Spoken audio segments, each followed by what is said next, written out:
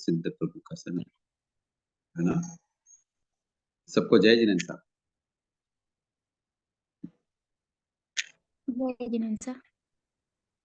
जय हिंद। बात चल रही है पाप तत्व की।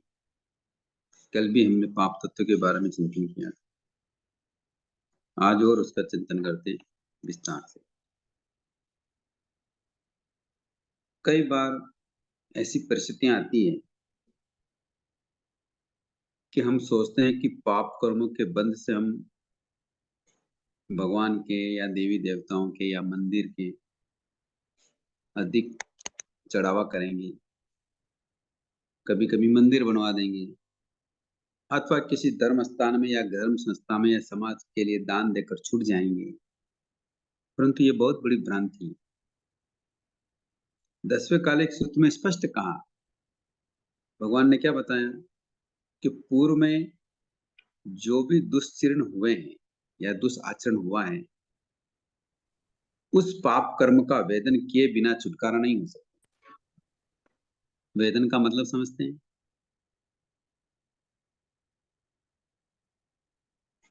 वेदन का मतलब समझते हैं?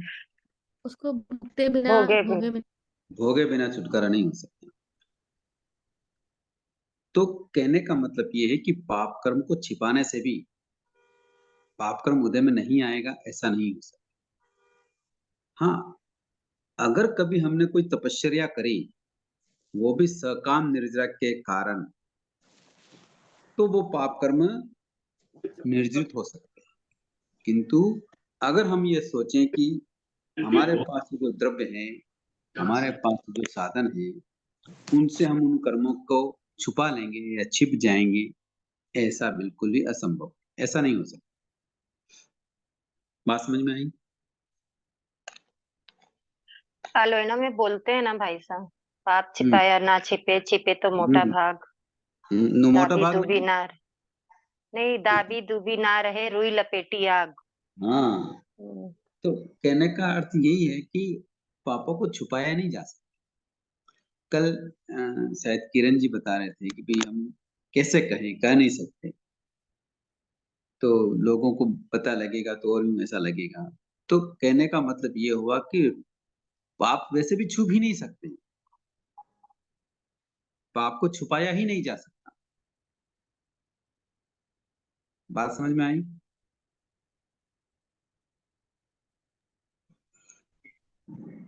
इस प्रकार उत्तराधन सूत्र में भी कई बातें बताई, अलग अलग अध्ययन में अलग अलग बातें बताई कि कई जगह व्यक्ति मनोज्ञ रूप रस गंध स्पर्श में उलझ जाता है, वह इंद्रिय विषयों के और मन के मनोज्ञ भावों के प्रति राग करता है, आसक्ति करता है, ममत्व करता है। अथवा वो क्या करता है, जो अमनोज्ञ है, इंद्रिय विषयों या मनोभावों के प्रति द्वेष करता है। इष्ट वियोग या अनिष्ट वियोग को पाकर या अतृप्त होने से अथवा मन चाह नहीं होने से अत्यंत दुखी होता है। इस प्रकार वो संक्लेश को प्राप्त होकर आर्त ध्यान करता है। तो इस प्रकार वह दुष्ट चित्त होकर पाप कर्म का बंध करता है, तो जिससे जब विपाक काल आता है तो उस समय भी वो उन चीजों पर संभाव नहीं रखने के कारण पुनः पुनः दुख पाता है और ये दुखों की परंपरा भव भव तक बढ़ जाती है। तो कहने का मतलब ये है कि सचमुच ही पाप कर्म बहुत ही खतरनाक बंध है, जो आत्मा को अशुभ से शुभ से बचाकर अशुभ में ले जाता है। उसके पश्चात असाता वेदनी के उदय से वह दुख भोगता है। इसीलिए भगवती सूत्र में भी क्या बताया कि जिससे अनिष्ट पदार्थों की प्राप्ति हो, ऐसे भावों को पाप कर्म कहते हैं। बात समझ में आई?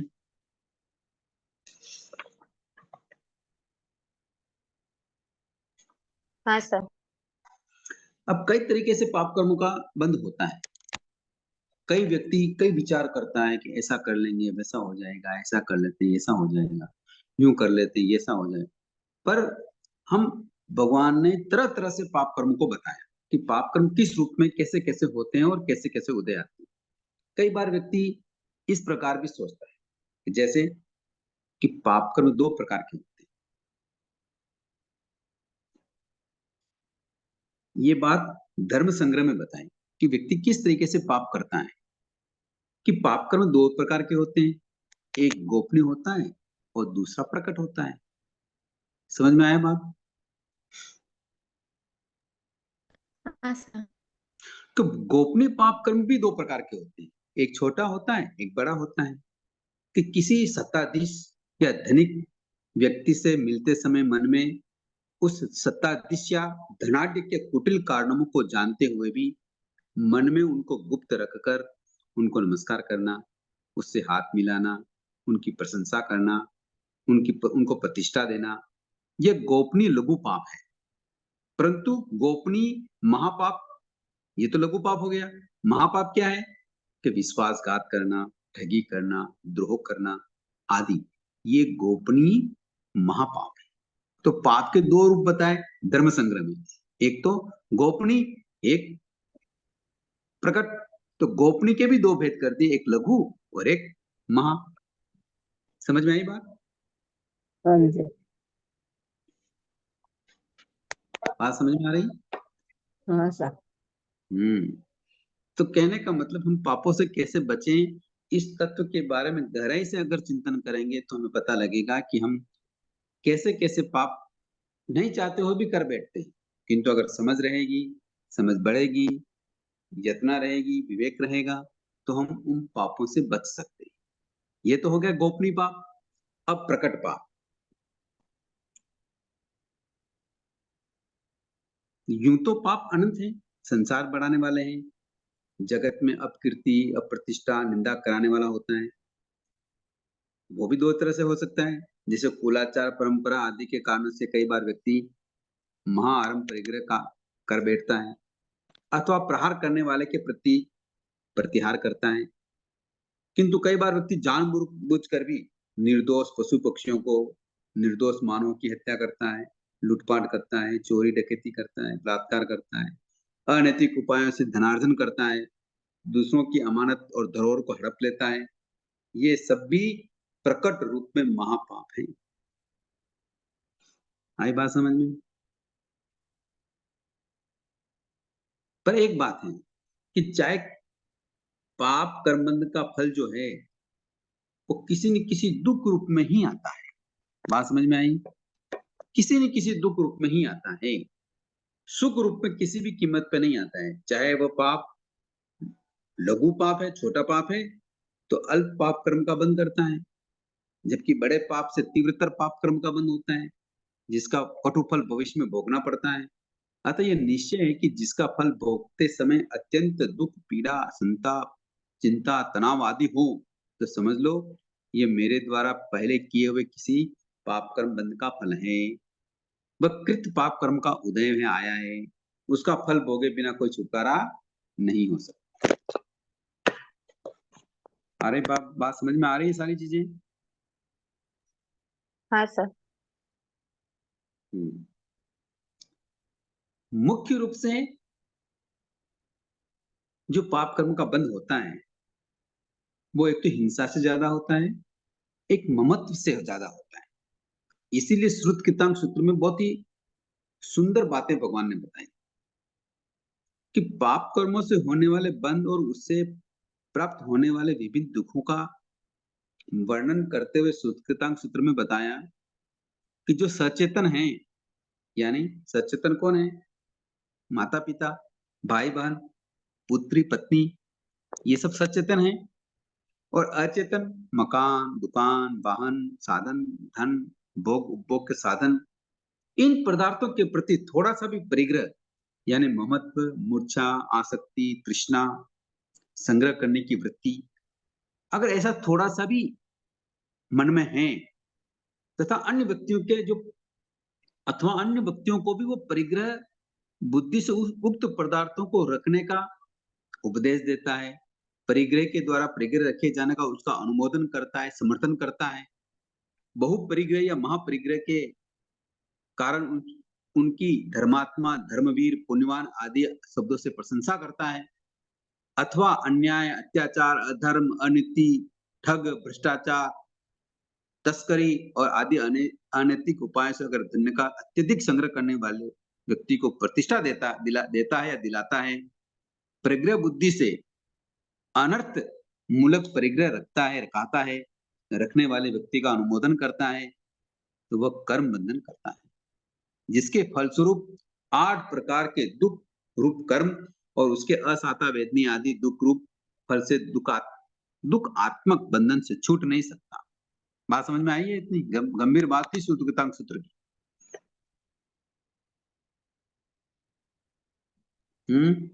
एक बार रिपीट करेंगे सर प्लीज, वापस थोड़ा बोलते सा। हैं जी। कि श्रुतगीतांग सूत्र में पाप कर्म बंध के मुख्य कारण बताएं हिंसा और ममत्व। कि कोई व्यक्ति सचेतन या अचेतन, ये बात तो समझ में आ गई। तो सचेतन कौन है? माता पिता, भाई बहन, पुत्र पुत्री आदि रिश्तेदार, और अचेतन मकान दुकान वाहन धन आदि। तो इन पदार्थों के प्रति थोड़ा सा भी या बहुत अधिक परिग्रह यानी ममता, मूर्छा, आसक्ति आदि करता है, और अन्य व्यक्तियों को भी परिग्रह बुद्धि से उक्त पदार्थ रखने के लिए कहता है, उपदेश देता है। परिग्रह के द्वारा परिग्रह रखने जाने वाले पदार्थों के प्रति उनका अनुमोदन करता है, उनका समर्थन करता है।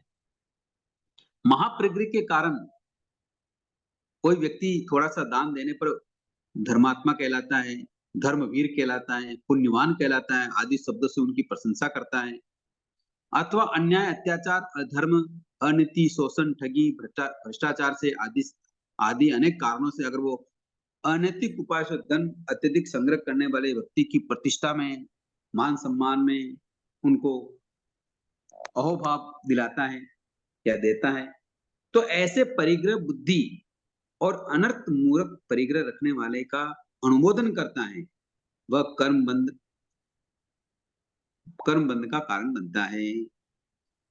और फिर उसके ऐसे कर्म बंध होने के बाद असाता वेदनी आदि दुख रूप में उनका उदय आता है। आई बात समझ में?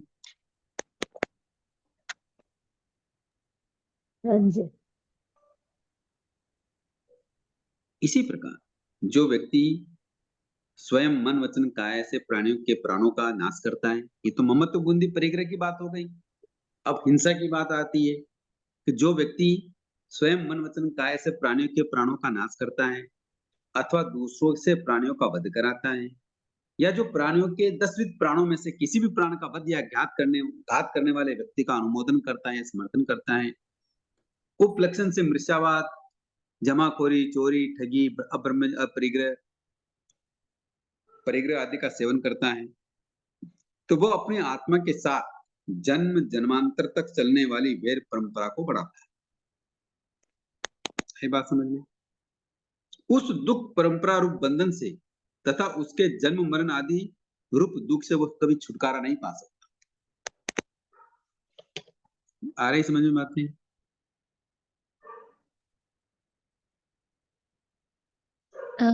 झूठ मृषावाद से भी जन्मों जन्म तक मतलब वो लगे रहेंगे और उनको भोगना पड़ेगा एक दूसरे को। हाँ, श्रुतकृतांक सूत्र में उपलक्षण बताया कि जैसे मान लो कोई व्यक्ति किसी का प्राण वध कर रहा है, चोरी कर रहा है, डकैत कर रहा है, प्राणियों को वध कर रहा है, मार रहा है, या उसका समर्थन कर रहा है, अनुमोदन कर रहा है, तो उपलक्षण से इसमें झूठ भी बोलना ही पड़ता है, चोरी भी हो जाती है, ठगी भी हो जाती है। तो इस प्रकार हिंसा करने वाला व्यक्ति पांचों अनुव्रतों का क्या हो जाता है, यानी झूठ भी बोलता है, चोरी भी करता है, अब्रह्म का भी सेवन कर लेता है, परिग्रह भी कर लेता है, क्योंकि हिंसा करने वाला व्यक्ति ये सभी कार्य करता ही है।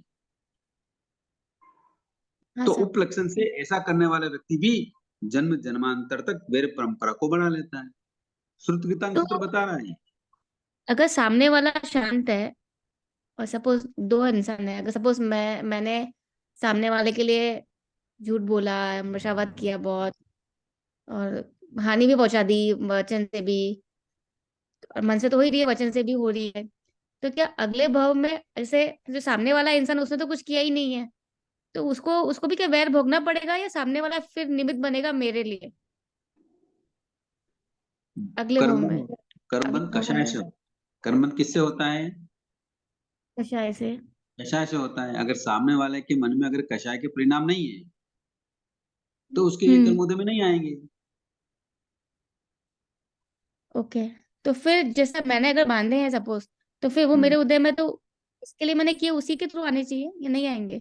नहीं जरूरी थोड़ी है क्या? अगर देखो, हम्म, अब ये बात पहले भी मैंने एक बार समझाई थी कि जैसे पारसनाथ भगवान और ठीक, कमठ का जीव दोनों बताया था, 8 पाँव संभव पे रखा क्या था। हुए? हाँ जी, हाँ, संभव रखा था उन्होंने, कोई प्रतिकार नहीं किया था। एक तरफा संभाव रखा, किंतु पहली एक बार भी तरफा। उन्होंने थोड़ा सा कषाय भाव लाए, तभी तो कर्म बंद हुआ। तो 8 भवों तक साथ साथ ओके। रहने के बावजूद भी कमठ ने मरणांतक कष्ट दिया, फिर भी भगवान ने एक तरफा शांति रखी, और फिर पारसनाथ के भव में भगवान तो मोक्ष पधार गए, किंतु कमठ, अब नहीं कमठ छोड़ना संसार में है, रहता है। तो अब भगवान जाना नहीं है। है मौजूद, तो भी उसके तो कर्म उदय में आने वाले हैं कि नहीं है? आएंगे। आएंगे, क्योंकि ओके। देव बन के उन्होंने कितना कष्ट दिया भगवान को, तो वो सारे कर्म उदय में आएंगे। तो भगवान नहीं है तो भी कर्म तो उदय में आएंगे ही आएंगे। निमित्त कभी भी कैसा ओके भी सर। मिल सकता है, किंतु जी। भगवान ने संभाव रख के उस पदार्थ से या उस व्यक्ति से या कमठ वाले जीव से वैर विरोध के जो कर्म बंध की स्थिति थी, सत्ता से ही हटा दिया, तो अब उदय में आते ही नहीं है। कई बार ऐसा होता है कि किसी व्यक्ति से साथ हमारा बंधन हो जाता है, किंतु हम शांत रहने के बावजूद भी, प्रेजेंटली हम शांत रहते हैं, बावजूद भी हम्म। वो व्यक्ति बार-बार निमित्त बनता है। तो इसका मतलब ये है कि अभी हमने कर्म सत्ता से कर्म नहीं हटाए। सत्ता में है उसके प्रति कर्म बैठे हुए हैं। वो जब-जब भी उदय में आते हैं, तब तक उनसे मुकाबला होता है, आमना-सामना होता है, निमित्त बनता है। जब हम उस निमित्त को सत्ता से भी हटा देंगे, तो फिर उस व्यक्ति के साथ हमारा कभी भी संबंध नहीं बनेगा, नहीं मुकाबला नहीं होता। होगा, आमने-सामने नहीं आएँगे। किंतु जब तक सत्ता में हैं, तब तक सामना होता रहेगा। ओके सर, समझ गया। हुँ। इसीलिए तो प्रज्ञापना सूत्र में क्या बताया कि प्रज्ञापना सूत्र में एक बात आती है कि माँ लेशा आदि के बारे में चर्चा चलती है। तो क्या बताया, भगवान ने पूछा प्रश्न कि हे भगवान, के क्या नारकी के ये इंद्रिय आदि जो तत्व हैं या इंद्रिय आदि, हम कितनी बार जीवों ने इनको ग्रहण किया है, इंद्रिय रूप में, लेशा रूप में, इस रूप में कितनी बार ग्रहण किया है और कितनी बार ग्रहण करेंगे? तो वहां भगवान ने उत्तर दिया, कोई जीव ग्रहण करते हैं, कोई जीव इंद्रिय आदि रूप में ग्रहण नहीं करते हैं। जो नहीं करते हैं इसका मतलब वो अभी कभी नरक में जाएंगे ही नहीं, और जो करते हैं वो भी कभी एक बार इंद्रिय आदि को ग्रहण करेंगे, कभी 2 बार, कभी 3 बार, या संख्यात असंख्यात अनंत बार। तो यानी वो बार-बार नरक का उपभोग करेंगे, नरक में जाएँगे, इसलिए तो उनके नरक आदि की इंद्रिय वगैरह, लेशा वगैरह मिलेगी। तो जब तक कर्म सत्ता में है, तब तक तो वहाँ जाना ही पड़ेगा, उसका सामना होना ही करना ही पड़ेगा। किंतु अगर हमने सत्ता से ही कर्म हटा दिया, तो फिर ऐसे स्थल पर जाना ही नहीं होगा। आई बात समझ में? वो निमित्त बनेंगे ही नहीं। बराबर है सर। हुँ, आगे बात। ठीक सर। ओके। बहुत मुश्किल है, सत्ता से हटाना तो बहुत मुश्किल है। मुश्किल मतलब कुछ भी नहीं है। मुश्किल तो नहीं यहाँ है अगर पर मुश्किल होता तो मोक्ष जाने वाले होते ही नहीं। ओके, मुश्किल सही कुछ भी बात। नहीं है, बात को समझना बहुत मुश्किल है, बस ये चीज़ समझो आप। जब तक हम बात को समझेंगे नहीं, तब तक वो फ़ॉलो नहीं होगा।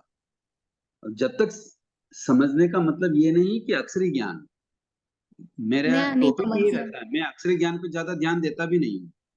नहीं सर, ठीक सर। हुँ, मेरा मेरा सोचना हाल अलग तरह का है कि चाहे अक्षरी ज्ञान कम हो, किंतु जब तक हम सरल नहीं बनेंगे, जब तक हम कषाय की प्रवृत्ति को मंद नहीं करेंगे, तब तक हमारा कुछ भी नहीं होने वाला। संसार चलता है कषाय से। सही बात है। हुँ।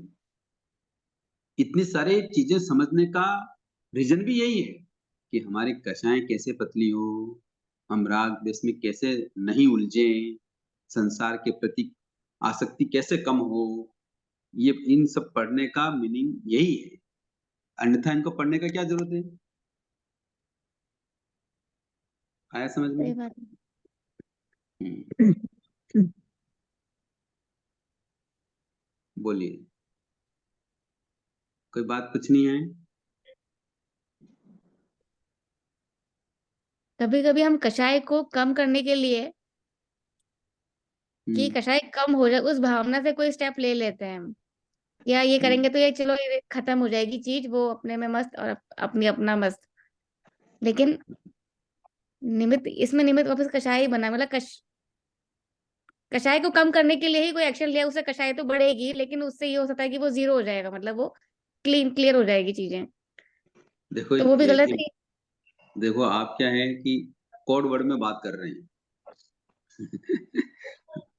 अब बात कोड वर्ड में नहीं, यहाँ बात स्पष्ट होती है तो जवाब भी स्पष्ट मिलता है। हाँ, अगर तो आप सपोज क्या मेरा और क्या किसी कर से रहे के हैं, साथ कैसे कर रहे हैं, क्या निमित्त है, कौन है, ये बात आप जब तक समझेंगे नहीं तब तक उसको स्पष्ट नहीं कर सकते। तो नहीं, जैसे कोड सपोज वर्ड। अगर दो के बीच में प्रॉब्लम चल रही है, मतलब हम्म, कषाय को, मतलब दो के बीच में या तीन के बीच में कषाय, मतलब किसी बात से अनबन होना, नई हम्म, सेटिंग अपनी मन के मुताबिक नहीं होना, हम्म, तो आप चाहते हो कि कषाय, समझ में आ रहा है कि नहीं कषाय नहीं बढ़ना चाहिए, कषाय कम रहना चाहिए, हम्म, लेकिन उसका कोई सॉल्यूशन नहीं निकल रहा है। तो सॉल्यूशन निकालने के लिए कभी कभी आप भी कुछ बोल देते हो, रास्ता निकालने की कोशिश करते हो, जो कि सामने वाले को पसंद नहीं आए, हम्म, लेकिन उससे रास्ता निकल जाएगा, वो क्लियर हो जाएगा, वो अपने रास्ते हैं, हम अपने रास्ते हैं।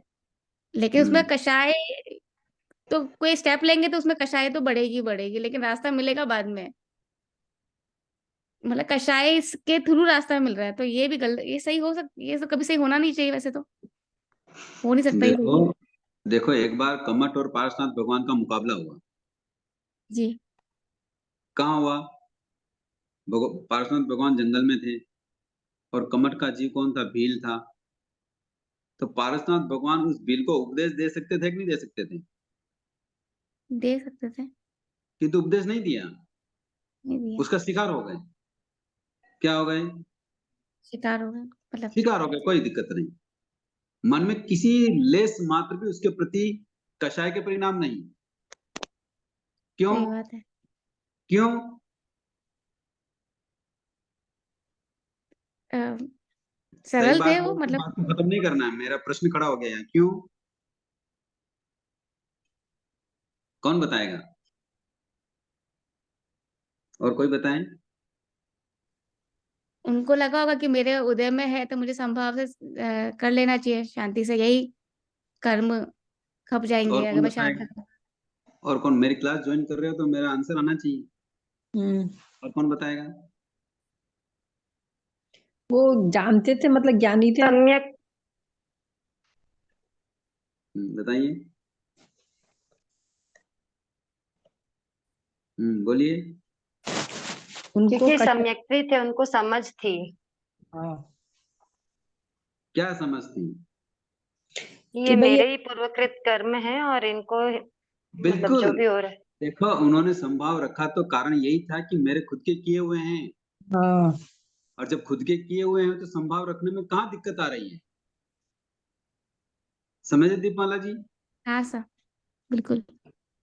तो फिर कषाय उत्पन्न होने का कारण नहीं। बस इस बात को हम अगर नहीं समझते हैं तभी कषाय उत्पन्न होती है। कई बार घर में रहते हैं, कोई पुत्र अपने कहना नहीं मानता, पुत्री कहना नहीं मानती, कभी पति नहीं मानते, कभी पत्नी नहीं मानती, कभी सास नहीं मानती, कभी ससुर नहीं मानता।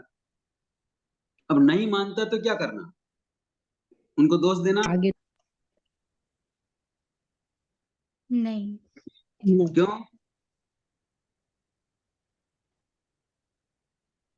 क्यों नहीं दोष देना? और भाई हमने अच्छी बात कही, आपको नहीं पसंद आई तो क्यों नहीं आई? दोष क्यों नहीं देंगे? बोलो। हमको थोपना नहीं चाहिए ना किसी पे, मतलब हम, अगर ऐसा है तो मैं तो नहीं थोप, मतलब थोपना नहीं चाहिए किसी, ठीक है, अगले वाले को नहीं जमा नहीं लिया, ठीक है। अरे आप तो अच्छी बात बता रहे हैं ना, फिर भी क्यों नहीं मानी उन्होंने? उनके अहम को कहीं लग रहा होगा, इसलिए नहीं मानी होगी, या उनको गलत लग रहा होगा। देखो अभी भी बात नहीं समझ रहे हमारे ही आधे कर्म का उदय नहीं होता है। हैं। हाँ जी। ये देखो रुचि जी ने अच्छा जवाब दे दिया। ओके। बात को समझो, इसलिए मैं कह रहा हूँ बात को समझना बहुत जरूरी है, इधर जी। उधर भाई बातें नहीं साहब, करना। हम्म, एक पॉइंट है यहाँ पे, ये जैसे चीजें है ना कि मतलब कोई बात नहीं मान रहा है ना, ये सब जनरल चीजें हैं जो अपने डेली लाइफ में होती रहती हैं। पर हम्म, किसी किसी की लाइफ में कुछ कुछ मेजर इशू होते हैं। हम्म, ठीक है, मतलब जैसे कई बार होता है कि किसी किसी के लाइफ में बहुत प्रताड़ित होती है बहुएं, या ऐसा होता है कि बहू इतनी तेज होती है कि सास को दब दब के रहना पड़ता है, मतलब नॉर्मल से हट के जब कुछ इश्यूज होते हैं हम्म तब उस स्थिति में क्या करना, मतलब पहले जैसे उपसर्ग आते थे, ठीक है, हम्म पहले लोगों के शयनन संस्थान ऐसे होते थे कि, और वैसा पुद्गलों का भी वहां पे स्वभाव होता था, सहन कर लेते थे, सहन शक्ति होती थी, सब होता था। अब आज की डेट में होता है ना, जब जो सहन शक्ति से परे कुछ चीज होती है अपने साथ में अगर, तो सहन उस शक्ति शरीर स्थिति से, में देखो ऐसी बात नहीं है। सहन शक्ति अगर जी, शरीर से ही होती है, मन से नहीं होती है, या समझ से नहीं होती है। और अगर कभी मरणांतिक कष्ट आए या फिर कभी ऐसा हो कि आत्मसम्मान की रक्षा नहीं हो सकती हो, अरे अगर वो हम तो सहन करते जाएं करते जाएं नहीं, करते जाएं ये तो, आत्मसम्मान की बात अलग विषय हो गए।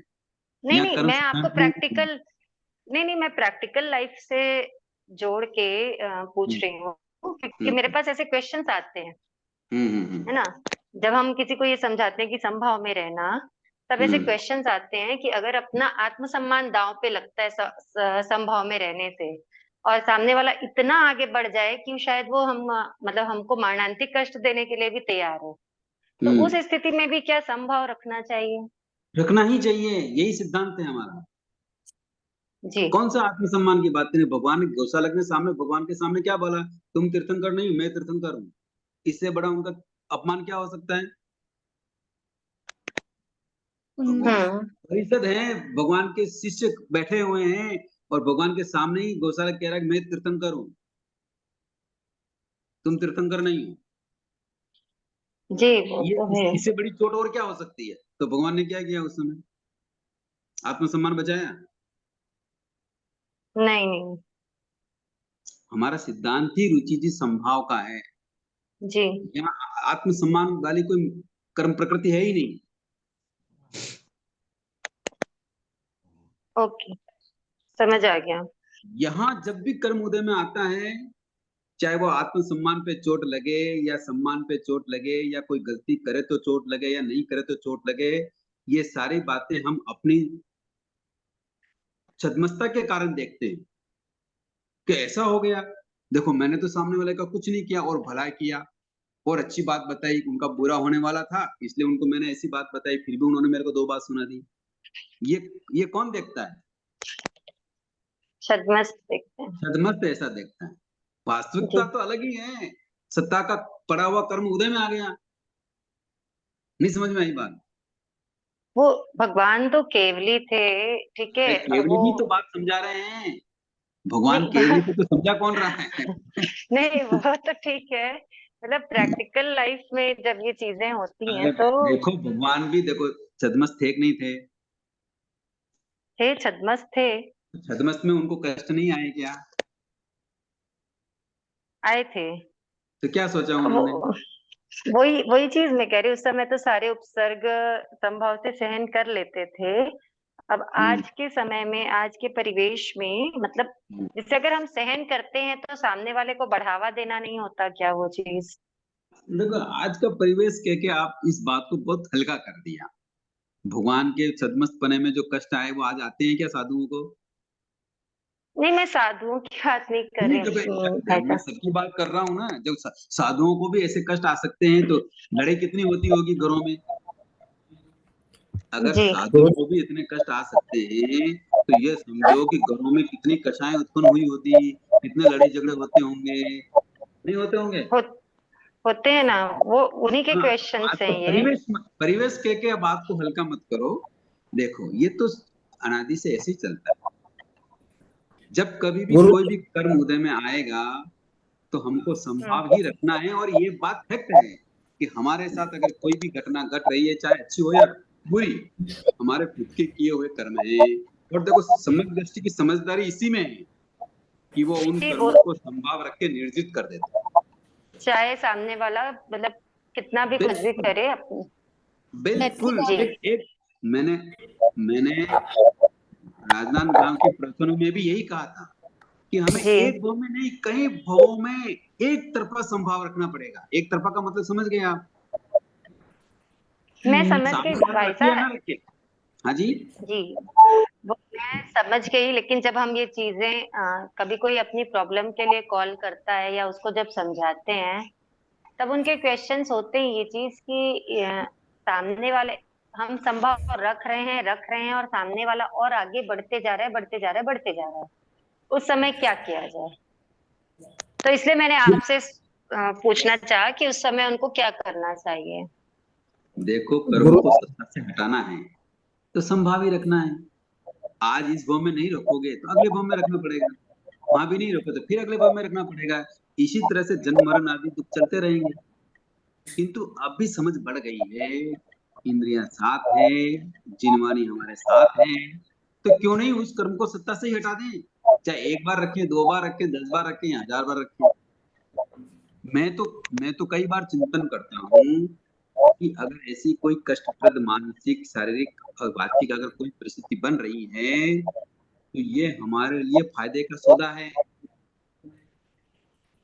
कौन सा सौदा है?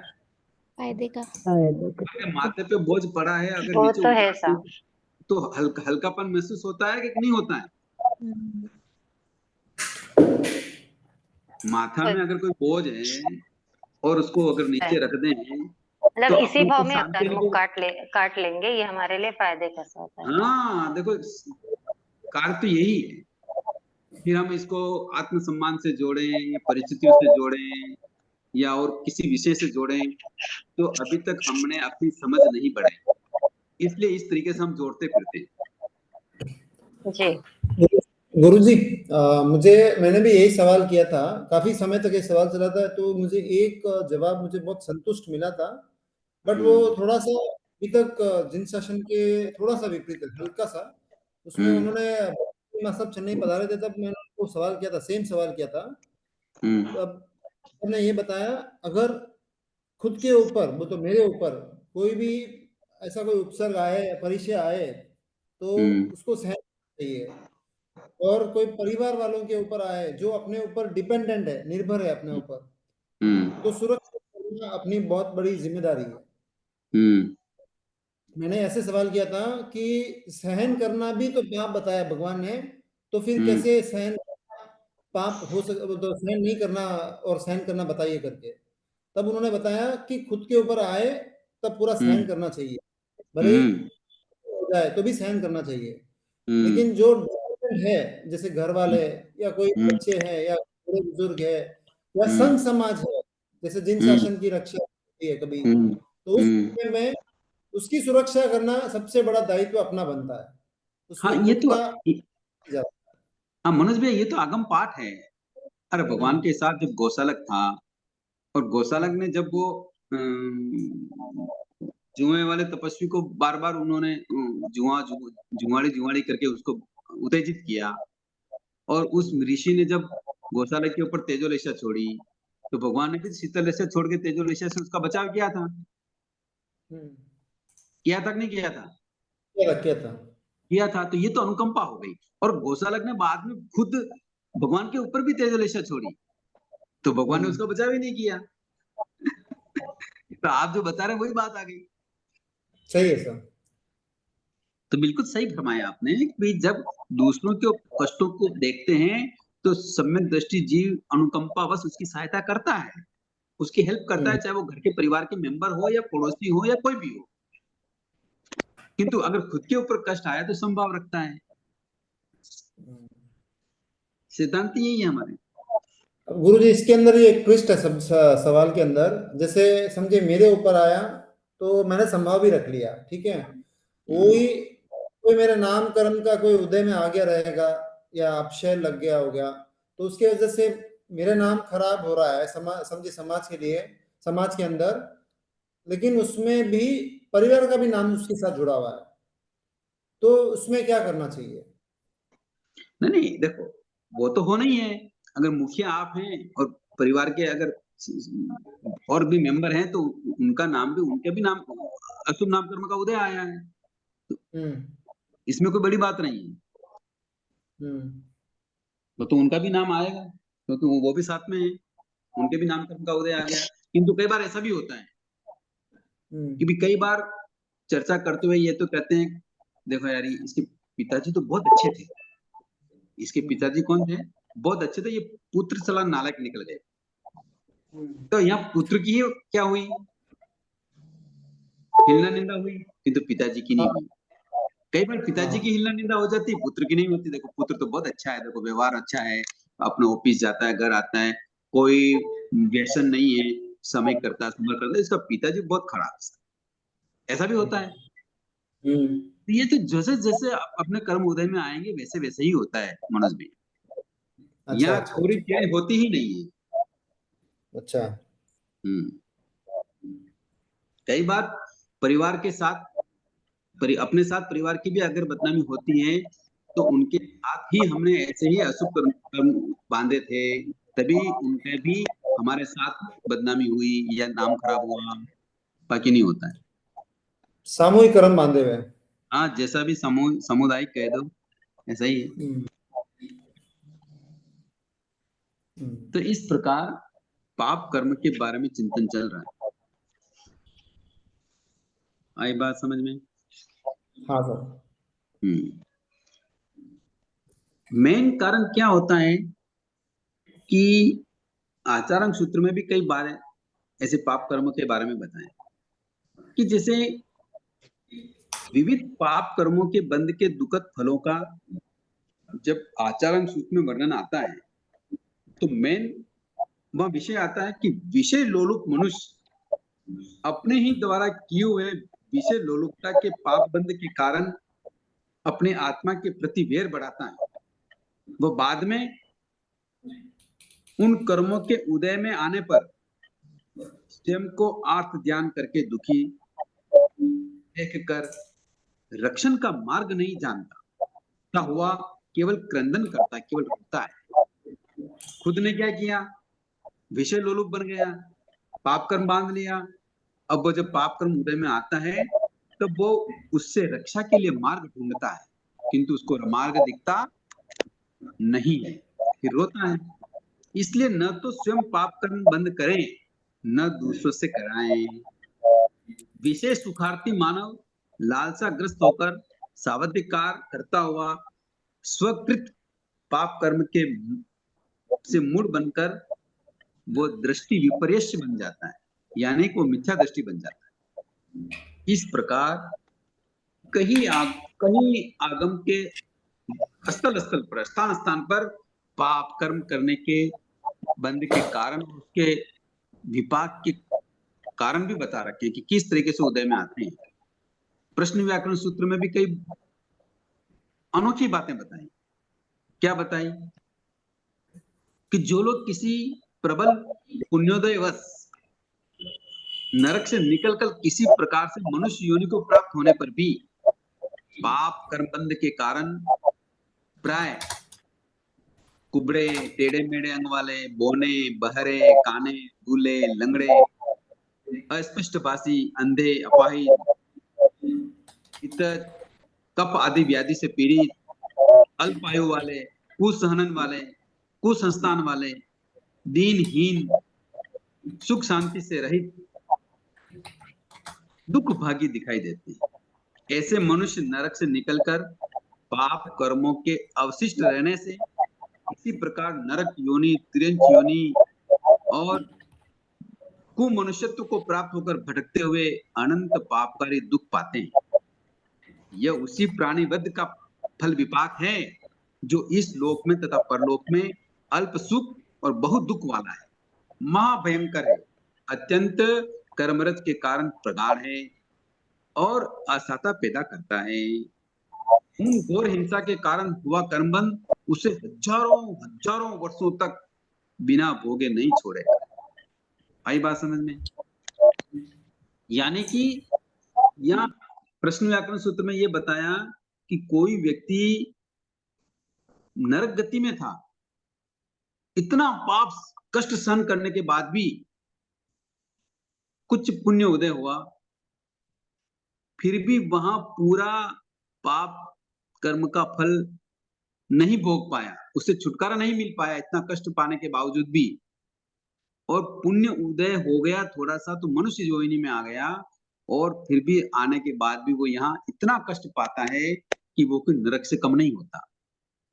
तो कहने का मतलब ये हुआ कि एक बार पाप कर्म करने के बाद भी जब तक वो सत्ता से नहीं छूटता है, तो बार बार वो कर्म उदय में आता है और तरह तरह से नवीन प्रकार से फिर पाप कर्मों का बंद करता रहता है, और इस प्रकार हजारों हजारों वर्षों तक वो बिना पाप भोगे उसको छोड़ता नहीं, वो कर्म उस व्यक्ति को छोड़ता नहीं। आई बात समझ में?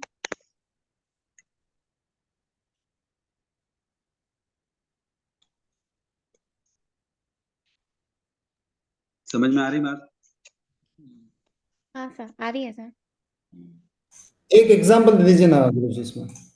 कैसे?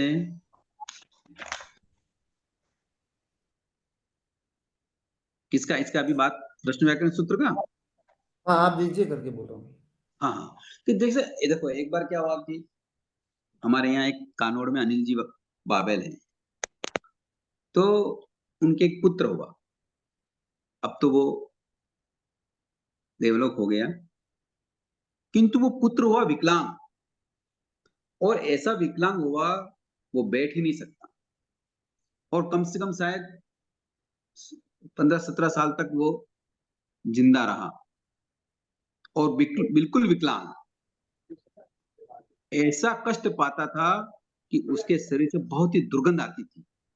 रोज की हजारों रुपए की दवाएं उस दुर्गंध को मिटाने के लिए लगाते थे, कभी पाउडर, कभी स्प्रे, कभी क्या दवाएं चलती थी जो तो अलग, इतनी दुर्गंध आती थी, यहाँ तक कि कई बार उसकी माँ तो उसको संभालती ही नहीं थी, पर अनिल जी उसको संभालते थे।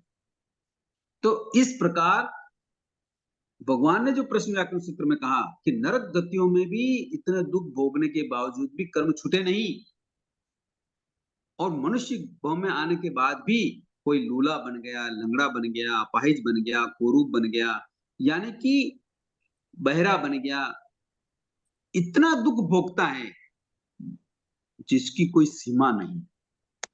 इसलिए पाप करते हुए जीव को डरना चाहिए, क्योंकि एक पाप किया हमने, और जब वो उदय में आया और उस समय अगर संभव नहीं रहा, तो वो पाप नवीन कर्मों का ऐसा बंद करा देता है कि व्यक्ति को त्रिंज गतियों में, नरक गतियों में, कुमनुष्यत्व का मतलब अनार्य देशों में उत्पन्न होके नानाविध इतने पाप कर्म करने पड़ते हैं, वो पाप कर्म हजारों वर्षों वर्षों तक बिना भोगे नहीं छूटते। आई बात समझ में? हाँ सर, हाँ सर। ऐसा ऐसा प्रश्न वाक्य सूत्र में बताया। तो इसलिए पाप तत्व की चर्चा चल रही है कि पाप तत्व कितना क्लिष्ट होता है। अब आगे चलते हैं कि जैसे कई लोग नेत्र इंद्रिय से हीन होते हैं, यानी कि अंधे होते हैं, कितना ही इलाज कराने पर भी उनका नेत्र रोग नहीं जाता। ये किसी कर्म के बंध का फल है।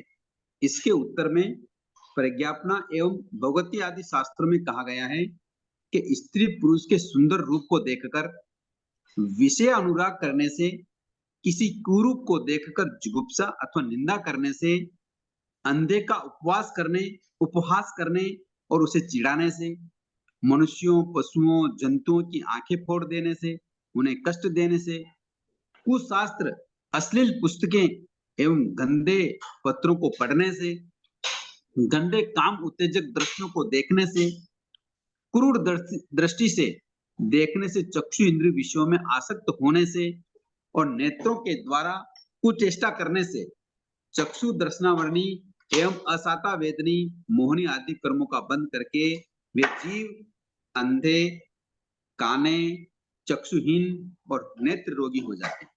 कितनी अच्छी बात बताई प्रज्ञापना और भगवती सूत्र में। आई बात समझ में?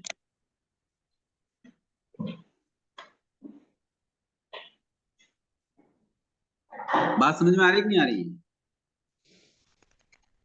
है? हाँ जी। और ऐसी सारी बातों को सुनकर हमें अपने आप का स्व अध्ययन करना है, आत्मा आलोचना करनी है कि हम कहाँ उलझे हुए हैं, तब जाके हमारा कार्य सही रूप में संपादित होगा। केवल सुन लेने मात्र से नहीं, कि ये कोई दूसरों के लिए कह रहे हैं या दूसरों को समझाने के लिए नहीं है। ये सारी चीजें जो बात कही जा रही है ये खुद को समझाने के लिए है कि हम कहाँ उलझे हुए हैं, कि हमारे मन में किस प्रकार किस रूप में ये चीजें घर कर गई है, उनको देखकर निकालने की जरूरत है। बात समझ में आ रही है?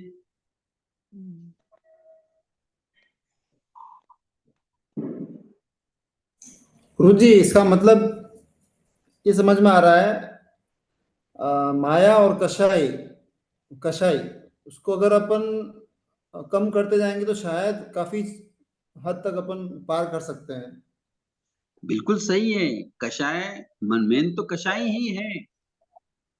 कषाय के साथ माया वगैरह कई और चीजें जुड़ जाती हैं। कषाय को जिस साधक ने कम कर लिया तो फिर उस साधक की कहना ही क्या, बिरला ही होता है। क्या होता है? वो बिरला ही होता है। और हमारी सारी साधना का लक्ष्य भी यही है, चाहे वो कैसी भी साधना हो, तपशरण हो, चारित्र से संबंधित हो या ज्ञानार्जन से संबंधित हो, सभी का लक्ष्य एक ही है, कषाय कैसे कम हो जाए, कैसे पतली हो जाए। तो संसार में बैठे अगर तो सभी संसार में ही रहते हैं। तीर्थंकर बन जाते हैं, वो क्या दूसरी जगह रहते हैं? साधु हैं, केवली हैं, अवधि ज्ञानी हैं, मनप्रय ज्ञानी हैं, ये सब कहाँ रहते हैं? संसार में। बस संसार में रहते हैं, किंतु उनके अंदर संसार नहीं होता। ये कला सीखनी होती है। तो इसका भेद विज्ञान बताइए ना, अंदर संसार नहीं और संसार में जीना कैसे जिए?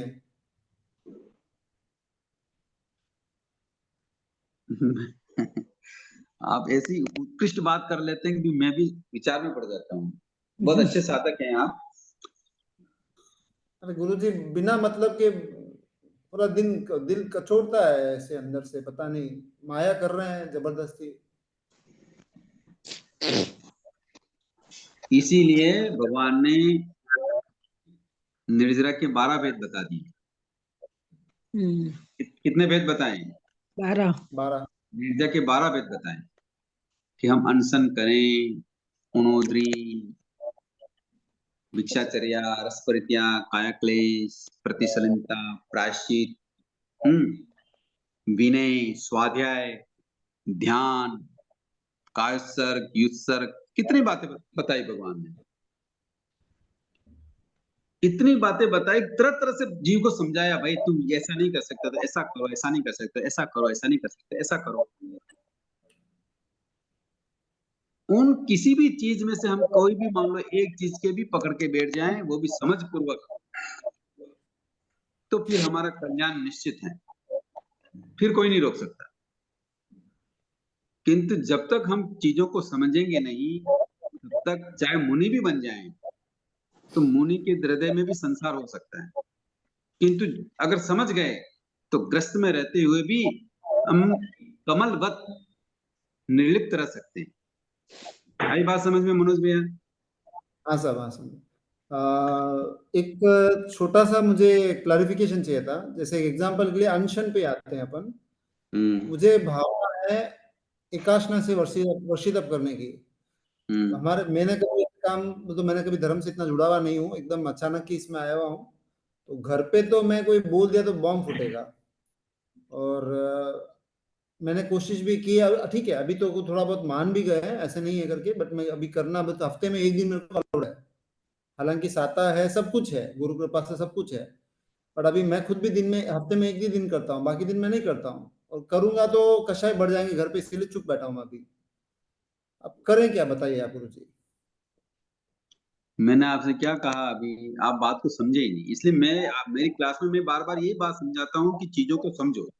मान लो घर में अगर कोई ऐसा चीज हो रहा है कि आपको उपवास नहीं करने दे रहे हैं, और मान लो उपवास करने से कषाय बढ़ती है, तो उस समय भी संभाव रखो, आपके सामने आहार आ गया, आप उपवास नहीं करेंगे तो क्या करेंगे? खाना खाएंगे ना?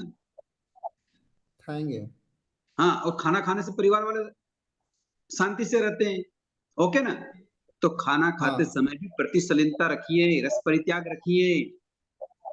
यही निद्रा का अच्छा कारण है। अनशन करना जरूरी थोड़ी है क्या? रस परित्याग करिए, प्रतिसलिलता करिए, ये भी तो निद्रा का भेद ही है। और अनशन से ज्यादा ही कर्मों की निद्रा होती है। प्रतिसलिलता मतलब संभाव। हाँ, प्रतिसलिलता मतलब इंद्रियों के, इंद्रिय विषयों के कंट्रोल। अच्छा अच्छा ठीक। तो नहीं समझ में आई बात? तो अनशन गुरु जी नहीं इसका करने के बावजूद भी अगर हमने समझ बढ़ाई तो भोजन आहार करते समय भी हम कर्मों की निर्जरा कर सकते हैं। क्या कर सकते हैं? कर्मों की निंदा। संभाव रखिए, ये सबसे बड़ी गुरु जी साधना है। इसका मतलब ये है, मुझे तो यही समझ में आ रहा है कि आत्मा के गुणों के साथ में जीना अंदर से आना चाहिए और बाहर व्यवहारिक रूप से आसक्ति जुड़े बगैर जीवन हम्म। देना चाहिए। बस संसार में ऐसे ही रहा जा सकता है मनोज भैया। दूसरा कोई रास्ता नहीं अगर लगता ऐसा मेरे नहीं को तो। करेंगे और खींचातान करेंगे तो कषाय पैदा होगी, और कषाय पैदा होगी तो हो सकता है अशुभ कर्मों के बंद हो जाएं। और वो अशुभ कर्म जब उदय में आएंगे तब हमारी स्थिति कैसी होगी, क्या निमित्त मिलेगा, क्या होगा। और उस समय नए कर्मों का बंद हो गया तो फिर संसार चालू हो जाएगा। कई बार हम ऐसे गेवरिया मुनि की कथा सुनते हैं, नहीं सुनते? सुना नहीं, फरमाइए आप। नहीं सुना। एक मुनि थे, संक्षिप्त में कह देता हूँ। एक मुनि थे जिनसे उपवास नहीं होता था। क्या नहीं होता था? उपवास नहीं उपवास। होता था। यहाँ तक कि समस्री का उपवास तो मुनियों को कंपल्सरी होता है, अनिवार्य करना ही होता है। किंतु वो कुंडक समस्री का उपवास नहीं करते। वो बोलते मुझसे नहीं होता है, और पात्रे लेके निकल गए। और किसी न किसी घर में गए तो थुल्ली मिल गई। थुल्ली समझते हैं? हाँ हाँ थुल्ली मिल गई, लेके आ गए। तो घटनाक्रम तो यहाँ तक आता है कि थुल्ली, एक रूल्स होता है मुनियों का कि अगर कोई मुनि हार लेके आया तो अब रत्नादिकों को दिखाना पड़ता है कि मैं क्या लेके आया हूँ। तो उन मुनि ने भी रत्नादिक को दिखाया कि मैं ये लेके आया हूँ, थुल्ली है। तो रत्नादिकों को गुस्सा आ गया। अरे तू कितना पापी, एक दिन भी भूखा नहीं रह सकता। भगवान ने बताया कि संवत्सरी के दिन तो कम से कम उपवास रहना ही चाहिए, और तू ऐसा भी नहीं कर सकता है। तो ऐसा घटनाक्रम आता है कि उन रत्नादिकों में दिकों ने उन थुल्ले के ऊपर थूक दिया। सत्य है या गलत ये नहीं, ये घटनाक्रम है ऐसे ही। तो उस थूक को भी उस मुनि ने कितना संभाव रखा कि हे प्रभु, आपने बड़ी कृपा करी। व्यस्त ने मेरे को घी नहीं थामा था, तो आपने मेरी थुल्ली के ऊपर क्या कर दिया? घी लगा दिया, और उस थूक को भी उस थुल्ली में मिला के और संभाव पूर्वक आहार कर लिया। तो यहाँ कर्मों की निर्जरा किसकी ज्यादा हो गई? मुन्नी की ज्यादा हो गई। यही बात है। इसी तरह से हमें संसार में रहना होता है। तरह तरह के लोग मिलते हैं, तरह तरह से लोगों के साथ हमने कर्म बांधे हैं। कोई क्या कहता है, कोई क्या कहता है, कोई मान करता है, कोई सम्मान करता है। और यहाँ तक कि लोगों की आवश्यकता की पूर्ति करने के बावजूद भी वो हमारी तारीफ नहीं कर पाते, और कोई न कोई खोट ही निकाल देते हैं। तो इसका सीधा सा संबंध कर्मों के उदय से ही है। और संभाव रखेंगे तो कर्म की निद्रा हो जाएगी। यही तो करना है। साधना और किसी का नाम है, ये बताइए मनोज भैया। और बात तो साधना क्या बराबर है। होती है? हाँ सर। बात तो बराबर है, बट संभाव रखते ना गुरु जी। मैंने तो प्रत्यक्ष में देखा है, संभाव से जीता है सब कुछ आज तक। बट जब तक जीत नहीं हासिल हो जाती ना, जब तक तो लोगों को हजम नहीं होता है। तो उसमें मेरे को अंदर से पता था कि यही रास्ता है, दूसरा कोई रास्ता नहीं है। तो मैं आ गया था, तो मैंने बहुत ज्यादा संभाव रखा है। इसको हजम नहीं कर सब सकते इसको। संभाव रखने वाला ही जीतता है, और जिसने संभाव नहीं रखा वो जीत कर भी हार जाता है। वही है सर। तो इस मैं तरीके एक से प्रश्न हाँ बोलिए। एक प्रश्न शेयर करना चाहता हूँ, मेरी जिंदगी के साथ हुआ था। जो रुचि दीदी को मैंने बताया था ये बात, मेरे साथ 2012 में एक लूट हो गई थी मेरे साथ। बड़ा अमाउंट था मेरे साथ, तो लूट हो गई थी। तो मैं एक मोटिवेशनल स्पीकर के साथ में 12 साल सेल किया हूँ, मतलब साथ में रहा हूँ। हम्म उन्होंने की एक बात बताई थी, तो एक जीसस क्राइस्ट के बाइबल में लिखी हुई उन्होंने बात बताई थी, वो मेरे दिमाग में छा गई थी। तो मैंने पे जो लुटेरा था, तो मैं बोला संभाव देखते हैं और क्षमापना क्या होता देखते करके। और तो लुटेरा का जो मालिक था वो आया मेरे सामने, सब होने के बाद में मैंने उसको देख के एक ही बात बोला, मुझे नहीं पता तूने क्या किया है, बट मैं भगवान से प्रार्थना करता हूँ कि तुझे माफ कर दो। और मैं गाड़ी में जाके बैठ गया। जो आत्मा शांति महसूस हुई, मैं आज तो लगता है कि भगवान की वाणी कितनी ऊंची होगी जो अपन समझने में अभी तक समझ नहीं पा रहे हैं। गुरुजी मानिए, जो मुझे शांति जो महसूस हुई ना, संभाव की, मैं वो बात कर रहा हूँ, क्षमा की, दोनों क्षमा और संभाव दोनों की बात, तो आज भी उस चीज को मुझे अच्छा लगता है। और गुरुजी मानिए इस बात को कि 15-20 दिन लगे होंगे शायद, थोड़ा बहुत कुछ हुआ रहेगा, पैसा घर पे आ गया। ये क्षमा का विषय मैंने एक बार नहीं, मैं निधान से नहीं बात कर रहा हूं, बट मैंने आत्मिक शांति के लिए, नहीं तो अर्थ ज्ञान रोध ज्ञान में चलते रहते हैं अपन, उसको देने के लिए मैंने लगा बहुत जीवों के साथ मेरा अगर कुछ अनबन होता है या नहीं होता है या जमता नहीं है, तो मैंने किया है लगातार, और मैंने के रिजल्ट देखे हैं। गुरु कृपा चमत्कार बहुत देखता हूं मैं। नहीं, संभाव रखने के और अनुप्रेक्षा करने के तो बड़े चमत्कार भगवान ने बताए हैं। भगवान ने यही बात तो बताई है कि आप संभाव रखेंगे और उस संभाव के बारे में आत्मचिंतन करेंगे, यानी अनुप्रेक्षा करेंगे, तो दीर्घ स्थिति वाली प्रकृति अल्प हो जाती है, तो गाढ़ रस वाली प्रकृति मंद बन जाती है। भगवान का सिद्धांत है ये। किंतु करना समझ पूर्वक होता है। हमारी साधना का यहाँ 2 बातों में बड़ा ध्यान रखना पड़ता है, विवेक और यत्न। ये हमारे धर्म के प्राण हैं। गुरुजी इसमें निदान नहीं हो जाएगा समझ के पूर्व, अभी इसमें निदान नहीं हो जाएगा, अपन समझ पूर्वक कर रहे हैं तो? नहीं, समझ पूर्वक कर रहे हैं तो निदान कैसे होगा? जैसे समझ पूर्वक कर रहे हैं, कोई तो चीज चाहिए ना, तभी तो समझ पूर्वक कर रहे हैं ना। नहीं, क्या चाहिए? जैसे संभाव रख रहे हैं, उपसर्ग परिचय आ रहा है या उपसर्ग आ रहा है, जो भी आ रहा है, वो मुझे शब्द बराबर नहीं आते हैं, तो आते हैं, संभाव रखते हैं। संभाव रखने में अंदर से वो ठीक है, धर्म को समझ लिया है या थोड़ा बहुत आगे चल दिया, तो वो यही समझेगा कि अपने को कर्म की निर्जरा हो रही है, अपने को संभाव में रखना है, सामने वाला कभी ना कभी शांत हो जाएगा अपना, और मेरे क्रोध माया लोभ को अर्थ ध्यान रोध ध्यान में नहीं जाऊं, उसके लिए मेरे को ये संभाव रखना बहुत जरूरी है। ये हो गया धार्मिक विषय से। और किसी अचानक कोई आदमी है तो उसको बोलते भाई तू शांत हो जा, बस तो कुछ मत बोल, अभी तू शांति रख, सब हो जाएगा, और मैं ये कर, तेरे को सब कुछ हो जाएगा। तो वो क्या सोचता है, मेरे को मिल जाएगा मेरे शांति होने से, तो निदान ही तो हुआ ना। नहीं, ये निदान का मतलब देखो, नहीं समझा आप। निदान का मतलब तो किसी सुख के साधन की अपेक्षा रखना कि इससे मुझे सुख मिलेगा, ऐसे आमोद प्रमोद के साधन मुझे भी चाहिए। इंद्रिय सुखों के बारे में अगर कोई निदान होता है तो वो निदान कहलाता है, किंतु अगर कर्म निर्जा के लिए कोई बात हो रही है तो वो निदान नहीं होता है। कर्म निर्जा के लिए ही हम तो धर्म साधना कर रहे हैं, किसके लिए कर रहे हैं? इंद्रिय सुखों के लिए अगर हमने कोई भी बात करी है या इच्छा रखी है धर्म साधना के प्रति, तो वो निदान कहलाता है। अच्छा, ठीक है, ठीक है। और सबको बात समझ में आ गई? और भी दूसरे भी प्रश्न कर सकते हैं।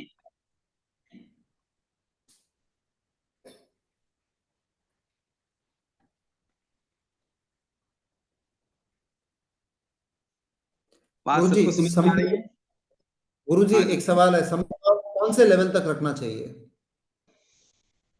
संभाव का लेवल तो मैं समझा नहीं आपकी बात, कितने लेवल तक रखना चाहिए मतलब? मुझे तो मेरे लाइफ का एक सिचुएशन था, तो मैंने ये लाइन भी यूज की थी। वो तो गुरु भगवंतों के सामने मैंने ये भी कहा था कि जैसे वो एक परदेसी राजा की वाइफ, उसने जहर किया था और परदेसी राजा को पता था कि जहर है खाने के अंदर, फिर भी उसने संभाव से उस खाने को खाया और सिद्ध बुद्ध मुक्त भी हो गए शायद, मेरे ख्याल से। तो मैंने तो ये मेरे सामने कोई सिचुएशन आई थी तो बोला मैं तो एक ही भगवान से प्रार्थना करता हूँ, जहर दे दे तो भी कोई बात नहीं, मेरे को कोई गम नहीं है, लेकिन गुरु भगवंतों के चरणों में और संतारा पचक के जाना मेरे को, बस और कुछ नहीं चाहिए मुझे। नहीं नहीं, ऐसा ऐसे ऐसी बात सोचने की जरूरत नहीं है। अगर नहीं, हमको कोई हमको मेरी बात आ सुनिए। गया था। हाँ, नहीं नहीं, वो कोई बात नहीं, बहुत अच्छी ही बात है, ऐसा कोई बात नहीं है। ऐसा तो चिंतन पांचों पांडवों ने भी किया ही था। पांचों पांडवों ने क्या किया, मुनि बन गए और अर्जुन भी भगवान के दर्शन के लिए पधार रहे थे। पर उनको जैसी देवदूत भी सुनी तो उन्होंने क्या सोचा कि नहीं, भगवान तो मोक्ष पधार गए, तो उन्होंने भी संतारे ले लिए। तो ये तो अच्छी ही बात है, सोचना कोई दिक्कत नहीं। किंतु मान लो कभी ऐसी परिस्थिति नहीं बने, ऐसा कोई योग ही नहीं बने, कभी मुनियों का साथ हो या गुरु चरणों की शरण में हो, तो फिर हमें क्या करना चाहिए? संभाव में रहना चाहिए और कि हाँ, तो उनके बात तो वही हो गई ना। मान लो गुरु हाँ, चरण भी हैं, मान लो कदाचित गुरु चरण भी है, वहां भी अगर हमने संभाव नहीं रखा तो मतलब ही नहीं है। हाँ, वही बात हो गई। तो ये तो योग की बात है कि गुरु चरण मिले, और मिल जाए तो बहुत ही अच्छी बात है, पुण्यवानी का उदय है। मान लो नहीं भी मिले तो भी हमें संभाव से ही हमारा जीवन बिताना चाहिए, अंतिम समय भी वैसा ही रखना चाहिए। चाहे मरणांतक कष्ट आ जाए, जहर भी पीना पड़ जाए, तो भी संभाव रखना ही हमारी समझदारी है। बातें बहुत ऊंची है, करना बहुत मुश्किल होता है। नहीं मैं अपने खुद गुरुजी, के लिए मैं अपने खुद के लिए भी बोलता हूँ, आप लोगों को बोल रहा हूँ, इसका मतलब ये नहीं है, मैं अपने खुद के लिए भी बोलता हूँ। गुरुजी मनोरथ रखेंगे ना इस भाव का कि जीवन संभाव में जीना है, तो मुझे लगता है कि कुछ समय के बाद में अपने ऑटो सजेशंस अपने अपने खुद के सबकॉन्शियस माइंड को देना चालू हो जाएगा, और मेरे को लगता है कहीं ना कहीं तो संभाव अंदर बिल्कुल प्रकट हो ही जाएगा। होता ही है। इसीलिए तो हमारे यहाँ भावनाओं की कद्र है कि 3 मनोरथ के चिंतन करो, वो दिन मेरा धन्य होगा जिस दिन मैं आरंभ परिग्रह का त्याग करूंगा। ऐसा मनोरथ बोलते ही नहीं बोलते? बोलते हैं सर, बस तो ये बोलना भी भावनाओं का ही खेल है। जितनी गहरी भावनाएं होगी उतना ही अवसर जल्दी मिलेगा।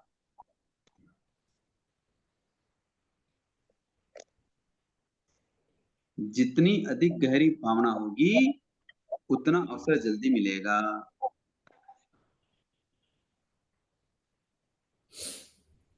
बात समझ में आ रही सबको? हाँ सर, आशा हाँ जी, सर। दीपमाला, प्रमिला जी, सरिता जी। आशा साहब बहुत अच्छे से आ रही है सर। प्रश्न करो, प्रश्न।